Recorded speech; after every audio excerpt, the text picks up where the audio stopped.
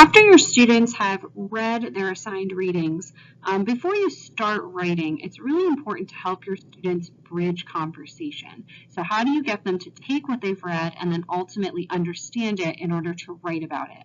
So the two techniques that I'm going to talk about today are Socratic Seminar and a debate carousel. And both of these are ways to help your students talk about what they've read and ultimately understand it and take it one step further. So what is a Socratic Seminar? Well, this is created by the Paideia Institute, and it's based off of the Greek philosopher Socrates. And he instructed his followers by asking questions. So that's where the name comes from, Socratic Seminar. And the goal here is for students to help each other understand ideas that are presented in the text and to facilitate discussion around those ideas. It's not a debate with your opinion per se. It's very text-based. And this is an opportunity for students to respond to questions and carry on an independent discussion with their peers. And they utilize the reading. So it is, again, not their opinion. They really do have to rely on the text for this process. So how does it work? You read the text, maybe you annotate for the text, you prepare for discussion, maybe by repeated readings or doing some sort of comprehension activity. And then you need to set a goal as a class, and we'll look at those goals in a little bit, and the kids even set a personal goal. Then you sit in a circle, and some people sit in one big circle, some people have smaller circles with a circle on the outside. It's really up to you. And the students, when they're sitting in this circle, have a discussion, and they try and address each other by name, and the teacher's goal is to sort of map the discussion, just to sort of see who's doing most of the talking and who's maybe not. The first question is always a round robin question, so it's a simple one-word answer, no elaboration, and then the teacher poses the question, and then the discussion goes from there. At the very end, the teacher poses a closing question, and then the students reflect on their goals they set at the beginning. So what will the student responsibilities be during the seminar? The student responsibilities would be to read and be familiar with the text, to review the seminar participant expectations, which you'll see in a second, set a personal goal, support everything they say with evidence. Again, it's not their opinion. They need to interject and disagree respectfully, and then reflect on their goal. So these are the participant expectations. We always read these to the kids before every single Socratic seminar, just so that they remember the rules and how this is supposed to work. They need to think deeply about ideas and values expressed in the dialogue or the text and examine various perspectives with an open mind. So they need to be open-minded. They need to sort of listen to what everyone has to say. They need to listen by looking at the speaker. Perhaps maybe they're taking notes, and especially they need to not be talking while someone else is talking. Whoever is speaking needs to speak loud enough for everyone to hear, and they need to ask questions as well as making statements while looking at others. They do need to refer to the text, so I always have them have their text in front of them as they are speaking.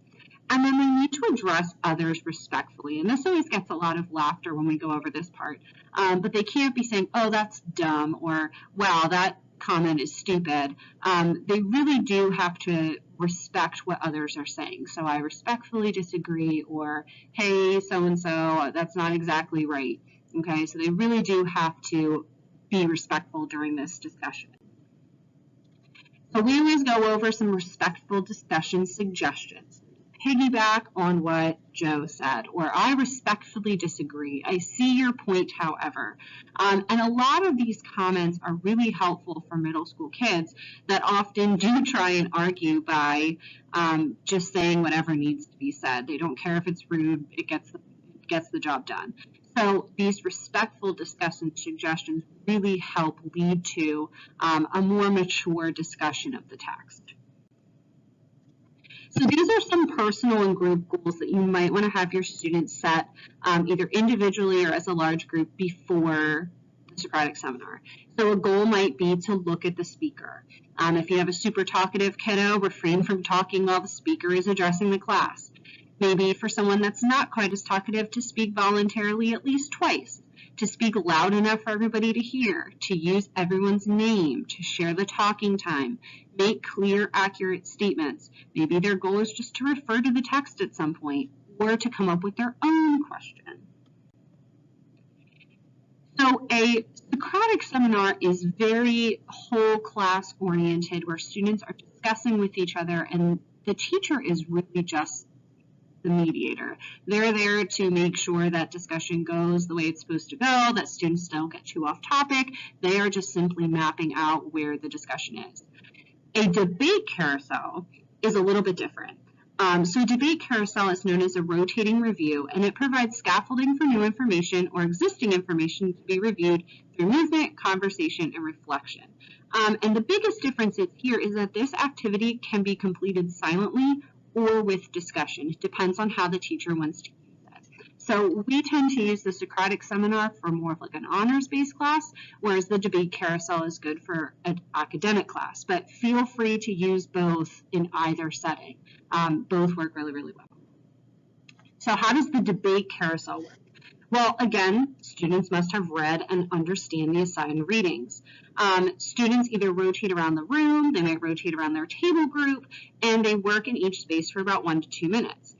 When they share their ideas or they fill in their space, they then rotate or pass the paper on to another student to build off of their ideas. When the original student gets their paper back, they have multiple views on the topic at hand. And time at the end can be used for students to meet with the people that added to their paper and debrief. So during the debate process, again, students need to read and be familiar with the text. They need to write their ideas clearly because this time they're actually writing them on paper. They're not saying them out loud. They need to support what they say with textual evidence. Everything they write, again, can't be their opinion. They need to be able to back it up. And then they need to be able to discuss their stance with other students. They need to be able to back it up once that time to debrief has started. So this is what a debate carousel looks like, and you can see, the topic would be up at the top, and the first student that would have their paper is writing their opinion. So this is really good for argumentative writing. They simply write their opinion and why. Then they give it to someone else, and the next classmate has to support what their classmate has said. So they need to use more evidence from the text to back up their classmate's response.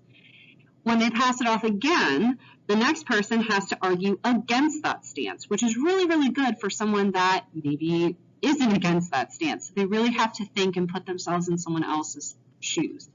And then the last person just simply adds their thoughts. Hey, do you agree with the first argument? Do you agree with the second argument? Is there anything that they might have missed? And you can give these 4 students time to debrief with each other at the end, but basically they have in front of them a really, really nice argument with both sides of the argument present. So again, this is really good for argumentative writing if you want your students to be aware of both sides of the argument, what both sides are thinking. So Socratic Seminar and Debate Carousel are both ways for students to take what they've read and really support what they're trying to say to either other students in their class or writing it down. And this really helps when they go to write because they've already had a chance to sort of express their ideas either vocally or on paper.